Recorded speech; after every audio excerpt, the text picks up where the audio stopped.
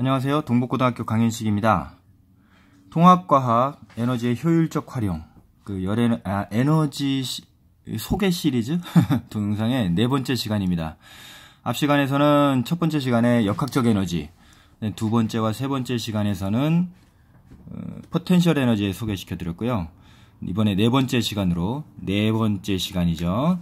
열 에너지에 대해서 말씀드릴까 합니다. 근데 열을 먼저 얘기하기 전에 온도의 개념에 대해서 좀 아셔야 될 것 같아요. 이거 조금 심화된 내용이에요. 굳이 이렇게까지 아실 필요는 없는데, 온도를 보통 우리가 뭐라 하면 차고 뜨거운 정도라고 얘기하죠. 우리의 감각적인 차고 뜨거운 정도라고 하는데, 요거를 좀 물리학적으로, 물리화학적으로 정의하자면, 정확한 정의는 뭐냐면 좀 알아두셨으면 좋겠어요. 예. 뭐냐면 그 물체, 어떤 물체에 차가운 물체, 뜨거운 물체 있죠. 예를 들면 책상, 뭐 이런 어떤 물체를 구성하는 원자, 모든 물질들은 원자와 분자로 구성되어 있죠. 그 원자들이 얼마나 활발히 움직이고 있는지,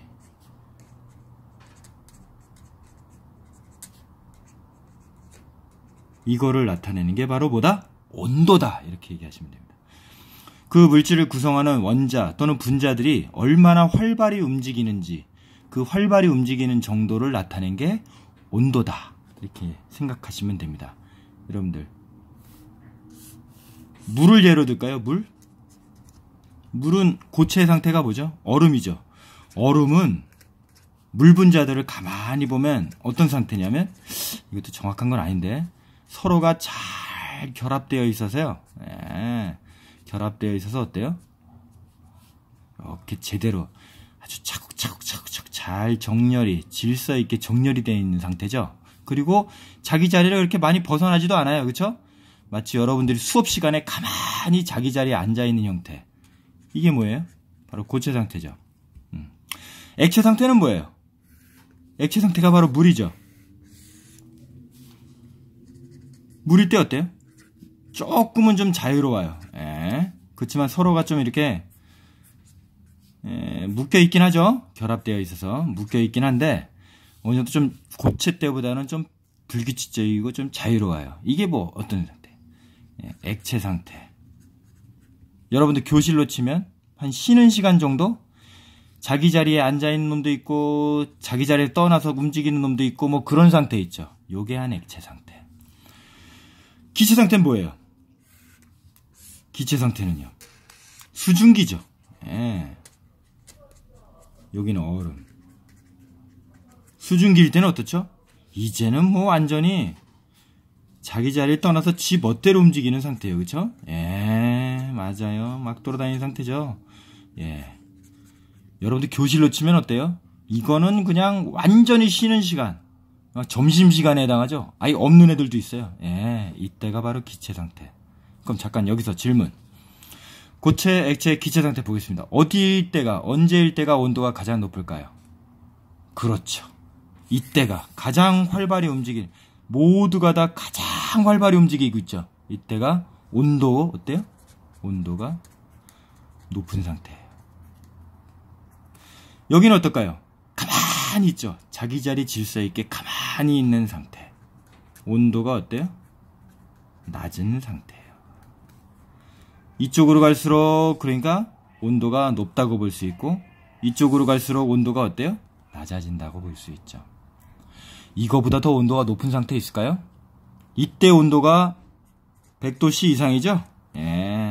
여기는 어때요? 0도씨. 여기는 0에서 100도씨 사이. 이제 이해가시죠? 우리가 온도라고 하는 거는 뭐예요? 물체가 얼마나 활발하게 움직이는지. 여기는 거의 움직이지 않는다. 거의는 아니고요. 그래서 살짝 움직여요. 움직이고 있어요. 그렇지만 자기 자리 거의 벗어나지 않죠. 그리고 어때요? 온도가 높다라고 하는 건 뭐예요? 뭐 활발한 정도가 그냥 물체 안에 있는 그 원자나 분자들이 활발하게 움직인다. 이런 뜻이라고 보면 돼요. 온도가 높다라고 하는 건 활발하게 움직인다. 온도가 낮다라는 건 활발하게 움직이지 않는다. 이거보다 더 온도가 높아지면 어떤 일이 벌어질까요? 이때는 뭐냐면, 원래 물 분자가 이렇게 돼 있잖아요. 산소 원자에 수소 원자 두 개가 이렇게 붙어 있는 상태. 근데 이제 이 상태를 넘어서서 뭐 수소가 막 따로 움직이고 산소가 따로 움직이고 심지어는 요거보다 더 온도가 올라가면 산소 원자가 어때요? 전자가 막 떨어져 나가고 전자가 떨어져 나가고 원자핵이 막 왔고 들고 더 활발하면 어떻게 되죠? 서로 활발하다가 막 서로 부딪히면서 어때요? 부딪히면서 양성자가 그냥 핵이 깨져서 양성자가 떨어져 나가고 중성자가 떨어져 나가고 막 이런 상태 있죠. 이 상태를 우리가 플라즈마 상태라고 얘기합니다. 그때 한 온도가 한 1억 도 정도 되죠. 예, 뭐 이 정도 돼요. 무슨 말인지 아시겠죠? 예. 이것도 좀 기억해 두시는 게 좋을 것 같아요. 물체의 물리적인 상태는 고체, 액체, 기체, 플라스마가 있다. 그리고 물체가 활발하게 움직이는 정도는 어때요? 고체에서 액체로, 액체에서 기체로, 기체에서 플라즈마 상태로 갈수록 더 활발하게 움직인다. 안에 있는 놈들이. 그런 건 보세요. 무슨 뜻이다? 온도가 점점 높은 상태라는 뜻이다. 네. 이렇게 좀 여러 가지로 연결을 좀 지어서 생각을 해주시, 개념을 꼭 잡으시기 바랍니다. 그럼 잠깐 여기서 이 고체일 때도 사실은 지가 이렇게 진동을 하거나 뭐 이렇게 해서 움직이기는 해요. 자기 자리를 잘 안 벗어나서 그렇지. 근데 아예 모든 물체가 진짜로 움직이지 않고 모든 원자 분자가 정지해 있다면 어떤 일일까? 어떤 상태일까요? 이때가 바로 뭐냐면 절대 온도 0인 상태. 이거는 뭐 0K, 5K 아니에요. 0켈빈. 켈빈이라고 있습니다. 이때죠. 그러니까 심지어 우주의 모든 물체가 다 정지한, 모든 원자 분자가 다 정지한 상태. 그때가 언제다? 바로 절대온도 0도. 절대온도 0도. 0켈빈인 상태다. 우주의 모든 게 다 정지해 있을 때를 이론적으로는 우리가 뭐라 하냐면 heat death라고 이렇게 정의를 합니다. 열사, 열죽음이라고 하죠. 근데 여기까지는 양자역학적으로는 오지 않아요. 이런 상태입니다. 아니 근데 어쨌거나 여기를 기준으로 여기가 언제죠?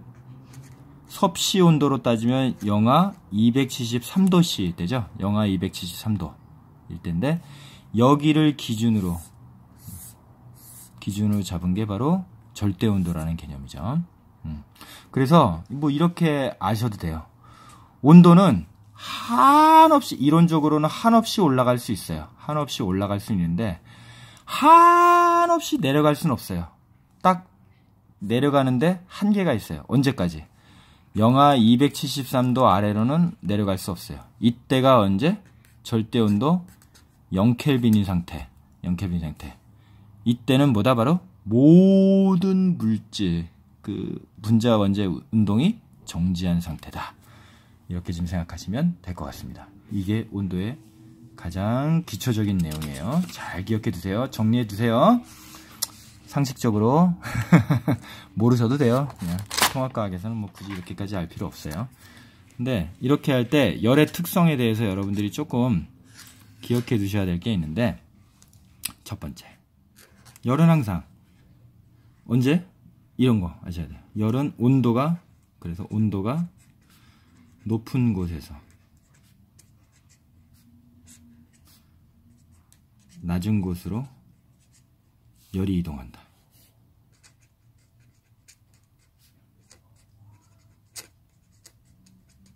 제가 이런 필기 잘 못해서 여러분들이 알아서 정리하십시오. 이것 꼭 알아두셔야 됩니다. 근데 여기서 좀 반드시 알아두셔야 될 게 빠진 게 있어요. 스스로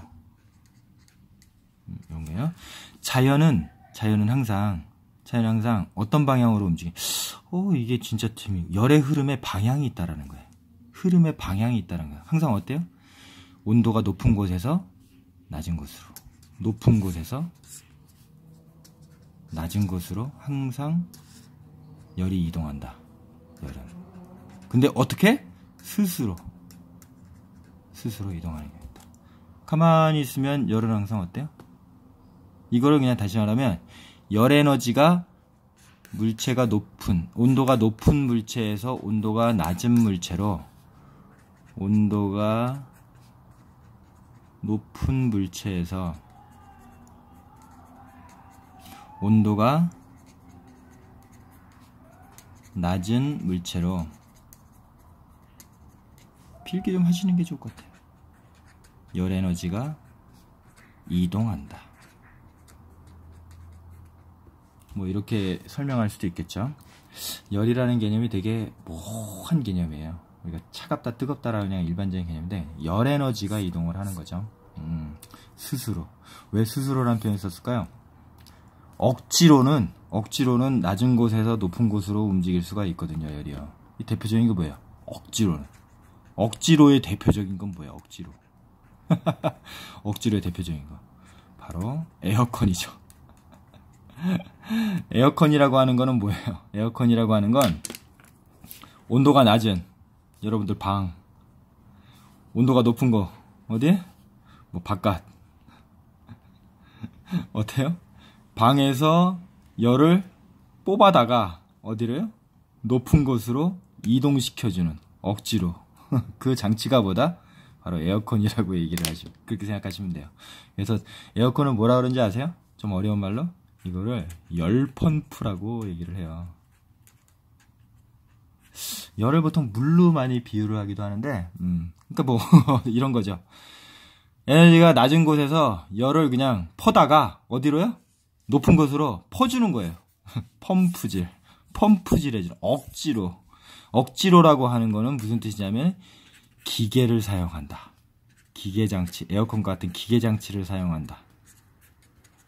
이런 뜻이기도 하고, 또는 뭐냐면 에너지를 투입한다. 이건 좀 나중에 다음 시간에 얘기할 텐데, 에너지를 투입한다. 에너지를 억지로 투입해주면, 어떤 장치가 있어서 그것에 에너지를 투입해주면, 에어컨에 전기 에너지를 넣어주면 어때요? 열을 억지로 퍼준다. 거꾸로 퍼준다.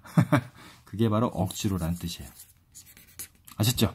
그러나 이런 상황이 아니라면 자연에서 일어나는 모든 현상에서는 항상 온도가 높은 곳에서 낮은 곳으로 스스로 움직인다. 에너지는.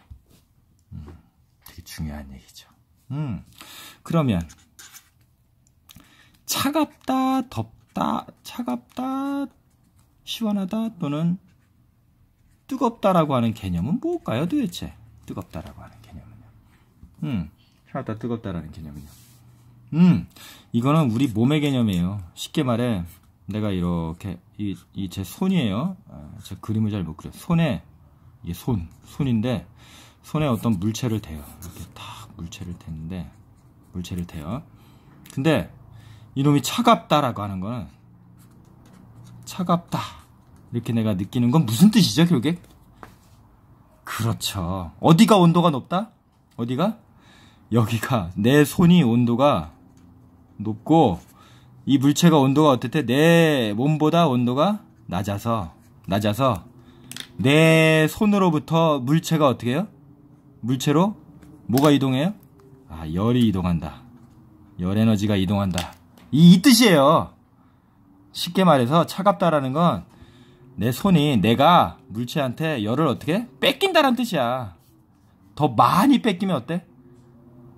예를 들면 내가 종이 만질 때하고 이 스테플러 쇠를 만질 때하고 어때요? 더 차갑게 느끼죠? 그 무슨 뜻이에요? 이 금속이 나로부터 열을 어떻게 하냐? 덜 잘 뺏어간다는 뜻이에요. 잘 뺏어간다. 이렇게 접촉해서 열이 이동하는 걸 전도라고 하는데 아무튼 이놈이 어때요? 나로부터 전도를 통해, 전도란 열 방법을 통해, 열 전달 방법을 통해서 에너지를 더 많이 뺏어간다. 더 잘 뺏어간다는 뜻이에요. 그러니까 더 차갑게 느낀다. 아시겠죠? 뜨겁다는 뭐예요, 그럼? 뜨겁다라는 건 거꾸로 열이 나로부터 어때요? 물체에서, 이렇게 그려줄게요. 제가 그림을 못 그리더라도. 발처럼 그리지만, 이 손이에요. 손에서 물체를 딱 접촉할 때, 어디가 온도가 높다? 뜨겁다라고 하는 건 뭐라? 온도가 물체가 더 높고 상대적으로 내 손이 온도가 낮아서 열이 어디로 이동해요? 높은 곳에서 낮은 곳으로 이동한다 그랬잖아요. 여기서 이렇게 열이 이동하는 거죠. 열이 이동한다라도 하고 열 에너지가 이쪽으로 이동한다라고 해도 되는데, 열이 이동을 하면서 어때요? 이걸 뜨겁다라고 느끼는 거야. 내 손이 얘로부터 열을 어때요? 물체로부터 열을 받는 거죠. 받는 걸 뜨겁다라고 한다. 더 뜨겁다라고 하는 건 뭐죠? 더 많이 받는다는 뜻이에요. 아시죠? 그러다가 열 에너지 받아서 내 손의 단백질은 변성이 돼서 어떻게 된다? 이걸 화상이 입는다라고 하는 거죠. 이제 좀 이해 가시겠죠? 그래서 열 전달 방법은 크게 세 가지가 있는데, 하나는 전도, 열 전달 방법, 열 전달 방법. 여러분들이 더 꼼꼼하게 필기를 해주시면 좋을 것 같아요. 열 전달은 크게 세 가지가 있는데, 전도는 뭐야? 전도는 물체와의 접촉을 통해서 일어난다. 차갑다, 뜨겁다, 모두 다 접촉이죠. 이것만 기억하세요. 접촉에 의해서. 대부분의 열 전달이 다 이걸로 일어나요. 그 다음에 두 번째, 또 어떤 게 있냐면, 열의 이동 방법으로는 대류가 있습니다. 대류는 뭘 이동해요? 공기 또는 물, 유체라고 하는데, 물에 의해서 일어나는 열 전달 방법이다. 이렇게만 이해하시면 돼요. 그래서 뭐요? 공기가 주변으로부터 어때요? 열을 쫙, 온도가 높은 곳에서 공기가 열을 쫙 흡수해요. 공기가 또는 바다가 열 쫙 흡수해서 어떻게 되죠? 다른 온도가 낮은 곳으로 이동시켜서 열을 움직여주는, 배달시켜주는. 얘네들은 뭐라? 열배달부예요. 배달의 민족. 열배달부란 뜻이죠. 지네들이 온도가 뜨거운 곳에서 열 에너지를 받아다가 어때요? 이놈이 어디론가 이렇게 이동을 해주죠. 그래서 그냥 열을, 차가운 곳에 이동해서는 열을 방출해주는 거죠. 이런 역할을. 대표적인 게 뭐가 있어요? 태풍이죠. 태풍. 이 대표적인 열 배달부죠. 적도 쪽에 있는 에너지를 어때요? 그 뜨거운 곳에서의 그 열 에너지를 쫙 지가 받아다가 어디로 옮겨줘요? 우리나라 같은 고위도 지방으로 쭉 태풍이 옮겨다 주면서 어때요? 그거를 열을 분산을 시켜주는 역할을 하는 거죠. 예. 이런 열 배달부, 공기 또는 물과 같은 이런 열 배달부에 의한 열 전달 방법이 대류다. 이렇게 외우시면 돼요. 대류는 공기 또는 물. 세 번째는 뭐예요? 복사라고 하는데, 복사는 그런 우리 알고 있는 복사가 아니라 레디에이션이라고 합니다. 이거는 뭐예요? 빛을 통해서 전달이 되는 거예요. 전자기파. 유식하게 전자기파를 통해서 에너지가 전달되는 방법. 모든 열을 내는 물체들은요, 열이 있는 모든 물체들은 우리 사람을 포함해서 다 뭐를 내요? 사방으로, 레디에이션, 사방으로 빛을 내요. 사람도 그래요. 사람도 빛이 나와요. 열을 내기 때문에, 열이 있기 때문에 빛이 나와요. 무슨 빛이요? 우리가 볼 수 없는 빛이라서 그래요. 적외선이 주로 많이 나와요. 물론 다른 빛도 쫙 나오는데 주로 적외선이 많이 나와요. 아시죠? 그리고 재밌는 건 뭔지 아세요? 사람이 적외선을 많이 방출한다 그랬죠. 그리고 모든 빛들 중에서 어떤 빛을 또 가장 많이 흡수하냐면, 적외선을 또 가장 많이 흡수합니다. 방출하는 것도 적외선이고, 가장 많이 방출하는 것도 적외선이고, 가장 많이 흡수할 수 있는 빛도 적외선이에요. 그래서 우리 몸이 특별히 그냥 적외선을, 모든 빨주노초파나 가시광선보다 적외선을 더 많이 흡수해요. 우리 몸이. 이 적외선, 빛 에너지죠. 빛 에너지를, 적외선이라는 빛 에너지를 흡수하면 어떻게 되죠? 우리 몸이 열이 나죠. 즉 온도가 올라가요. 그쵸? 그렇게 해서 이 빛을 통해서 에너지가 전달이 되는 방법을 복사라고 얘기합니다. 그래서 찜질방에서 우리 적외선 쫙 가면, 특히 물리치료 받을 때 적외선 쫙 쏴주잖아요. 왜냐하면 적외선을 우리 몸이 가장 잘 흡수하니까. 적외선 흡수해서 우리 몸이 따뜻해지죠. 열 에너지를 받아서. 이런 것들을 복사라고 얘기합니다. 그렇죠? 자, 잠깐 다시 한번 정리하겠습니다. 열에 대해서 알아야 돼. 가장 기본적인 거. 이거는 반드시 알아두셔야 돼요. 첫 번째. 열은 항상 스스로 온도가 높은 곳에서 낮은 곳으로 움직인다. 아시죠? 두 번째는 옵션이에요. 옵션. 차갑다, 뜨겁다라는 건 뭐다? 아하. 내 손의 감각인데 온도가 낮은 물체를 받으면 내 손으로부터 열 에너지가 빠져나가는 걸 차갑다라고 하는 거고, 온도가 높은 물체, 뜨거운 물체라고 하죠 보통. 예, 그런 물체를 딱 내가 손댔을 때 이 물체로부터 열 에너지가 내 손으로 전달이 될 때 이걸 뜨겁다라고 한다. 예, 그런 감각이라고 하는 게 바로 그런 뜻이에요. 물리적으로 좀 재미없죠? 예. 그리고 세 번째, 열 전달 방법은 세 가지가 있는데 이것도 옵션이긴 한데 그냥 알아두세요. 전도, 대류, 복사가 있다. 전도는 뭐야? 물체 사이의 접촉에 의해서 일어나는 열 전달 방법. 대류는 뭐다? 열배달부, 공기 또는 물과 같은 열배달부에 의해서 움직이는, 그러니까 열이 전달되는 방법. 복사는 뭐예요? 이거 알아둡시다. 모든 열을 내는 물체는 빛을 낸다. 자체 발광이다. 우리 사람은 특별히 적외선을 많이 낸다. 적외선만 내는 건 아니고 적외선 빛을 많이 낸다. 그리고 적외선을 또 가장 잘 흡수한다. 네, 그래서 이런 빛을 통해서 열이 전달되는 방법. 빛 에너지를 흡수하면 몸이 따뜻해지고, 네, 열 에너지를 받고 몸이 따뜻해지고 온도가 올라간다.